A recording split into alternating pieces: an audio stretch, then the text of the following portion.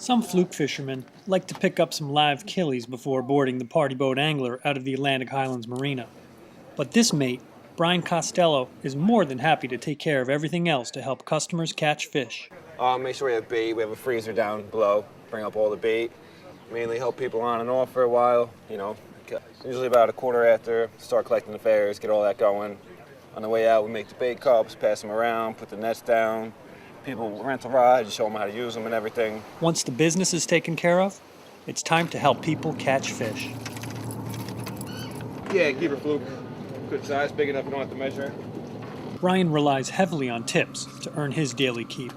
Yeah, I get paid, but not very much. It's all tips. It's like a waiter or a bartender working for tips, which a lot of people who just come out for one day don't really realize that if I don't get tips, I'm not making any money.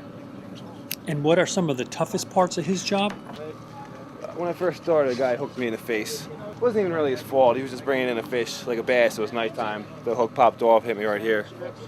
So that kind of sucked, but it wasn't really his fault.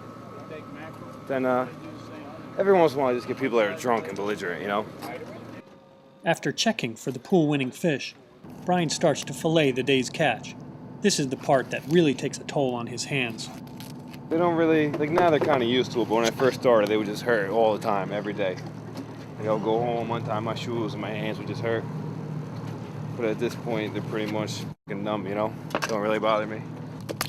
And what about the constant smell of fish?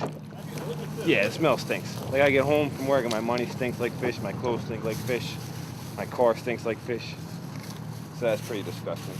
So is being a mate a good way to make a living? Yeah, it's not bad. One of these days I gotta find a real job, but I like doing it.